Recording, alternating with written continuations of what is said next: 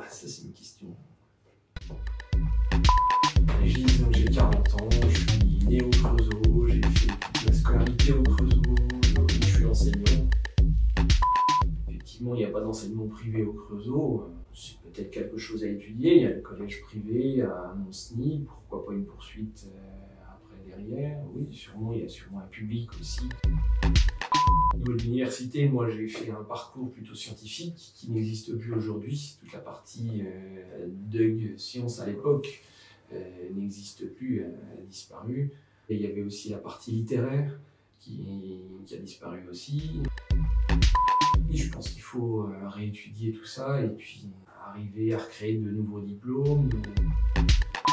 Oui, parce que je pense que c'est la jeunesse qui redonnera un nouveau souffle à la ville. Moi je vois par exemple dans mon établissement, on crée ce qu'on appelait une journée des talents, un peu, quelque chose comme ça. C'est quelque chose que, pourquoi ne pas créer ce genre de choses-là au Creusot où les jeunes vont pouvoir mettre en valeur leur talent.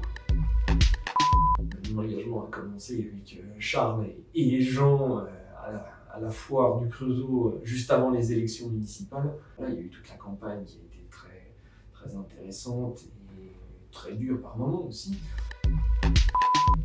Ça dépendait de la définition de faire la fête au Creusot, bien entendu, réunir ses amis, réunir différentes choses chez soi, bah, oui, c'est toujours possible. Après, oui, il faudrait arriver à redéfinir un lieu ou un lieu de rassemblement, un lieu naturel qui est toujours, sans vraiment le définir, c'est la place Schneider. On a bien vu à la période de la Coupe du Monde où sont réunis les gens sur la place Schneider. S'il y a un mot, c'est un nom propre, c'est la famille Schneider qui a donné toute l'histoire au Creusot, qui nous a permis d'avoir ce château de la Mairie qui n'est pas forcément mis en valeur, qui a permis justement toute la cristallerie. C'est quand même eux qui ont créé l'histoire de la ville, qui ont créé le travail pour les gens à l'époque. Moi je me rappelle de mon grand-père qui a travaillé.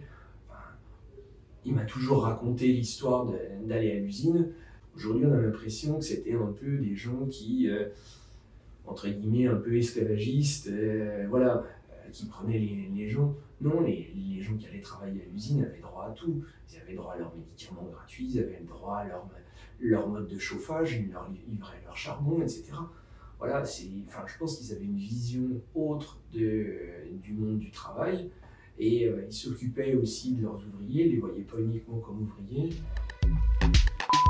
Je pense que c'est dans le sang, dans nos veines, à partir du moment où on est creusotins, et c'est quelque chose de très important.